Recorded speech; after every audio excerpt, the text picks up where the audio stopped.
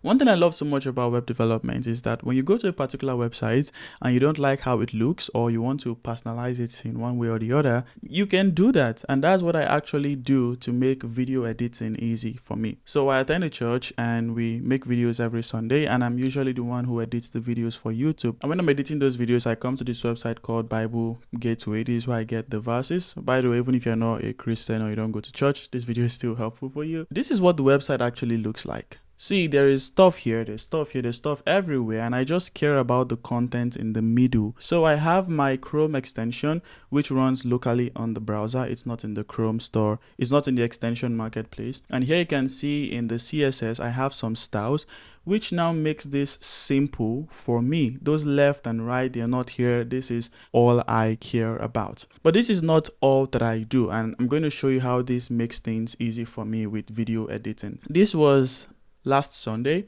and during the sermon I add scriptures. So this is the book, the chapter, verse, version, and this is the text itself. Previously, when I wanted to add this text, it was a long process, and my video editor doesn't make things easy for me. Let me show you what I mean. So let's say I wanted to copy, this is Nehemiah 7 and 1. Now if I copy all of this here, copy it directly, and I come here and let's just paste everything here. This is what my editor does. It pastes everything on one line. I expect the text to wrap to the next line if there is no space, but unfortunately my editor doesn't do that by default. There are plugins out there that can help me, but I most likely have to pay for those plugins, and I never wanted to pay. So every time I have to come to the text, wrap it myself, come here, wrap it myself. Okay, now this is good.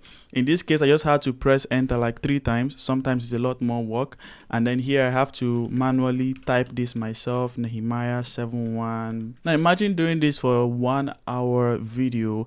It's a lot of work. Like usually I did 1 hour videos in like 3 to 5 hours before. But here is how I made things easy for myself. Well, like I said, you can run CSS on a particular website, and you can as well run JavaScript. This is the configuration I have for the Chrome extension. I run this JavaScript, I run this CSS. I think I have a video on Chrome extensions. I'll link it below. And if I don't have, I'll try to work on one. The basic idea of Chrome extension is you have this configuration which tells the browser how much permissions you need, what kind of script you want to run, and other descriptions. And this is the JavaScript here. Now don't worry, I'm not going to talk so much about this particular website. I'm just going to share concepts that you can apply to any website you want to apply this to. But let me just show you that this JavaScript works. Now if I run alert, my script works.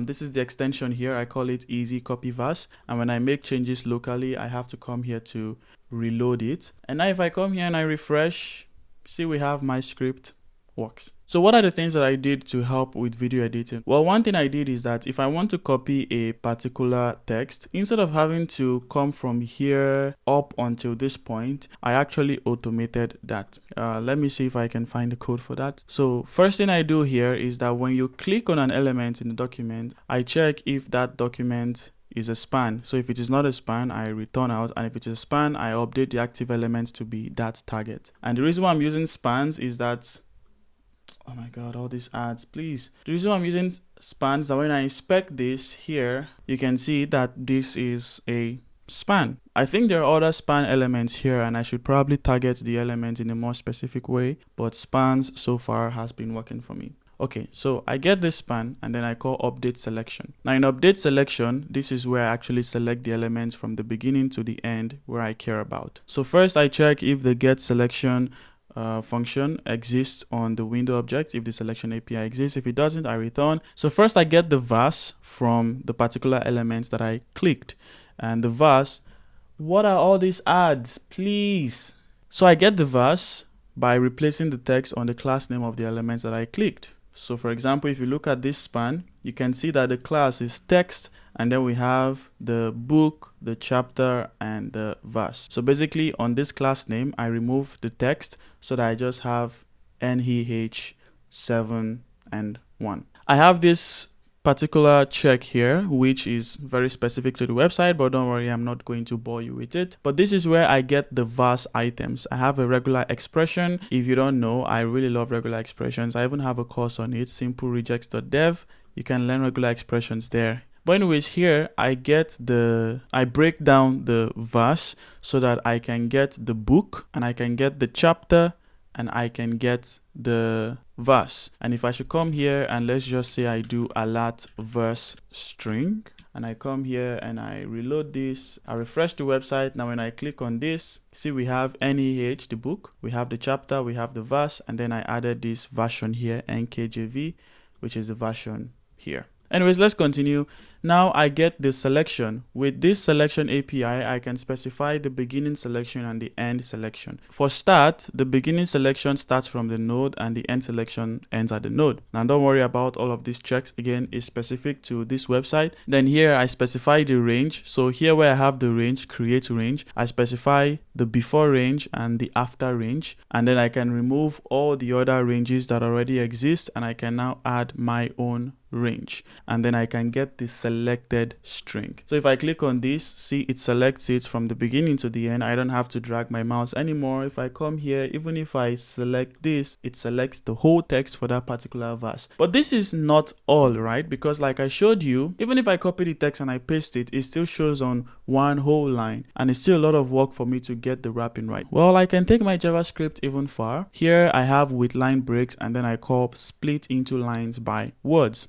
Now this is a long function, don't worry, I'm not going to bore you with it, but the basic idea of this function is that it checks all the characters and all the words in the copied string, and then it's able to break it at the almost accurate place where the wrapping feels right.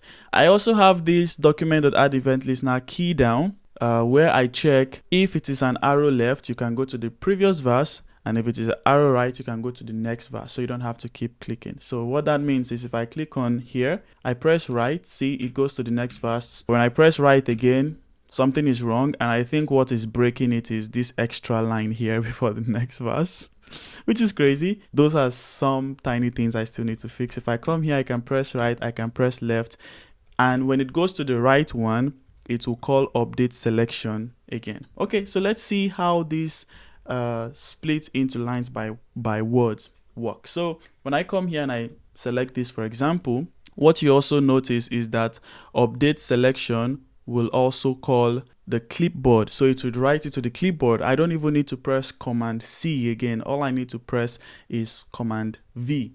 So anyways, like I was saying, I copy this. Now I go here, I'll just clean everything here and I paste it. And we have this. It automatically adds the book, the chapter, the verse, the version, and it adds the text with a nice wrapping. Something like this is an okay wrapping. Sometimes it's not so perfect. I still need to do just tiny things, but those are very rare. For the most part, I'm just Command V-ing my way all through the video editing. Now I come here and I want to copy verse 3. I go to verse 3. It's already copied. I don't have to press Command C. I go here. Obviously I would duplicate this text element, but when I paste it, this is it. I don't have to do the wrapping myself. Yeah, this is the basic idea. I copy the text from the beginning to the end range. I break it down. I call the clipboard write text to write that element to the clipboard, and I can just paste. This has made video editing for church videos much easier. Now for 1 hour video, I'm spending like 2 hours ish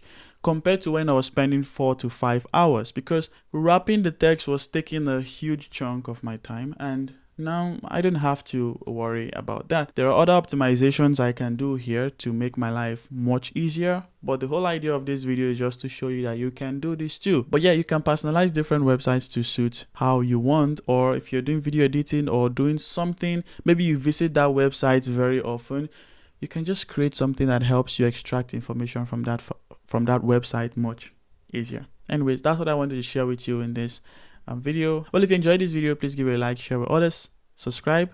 It does help the channel and it does encourage me more to keep making these videos, and see you in my next video.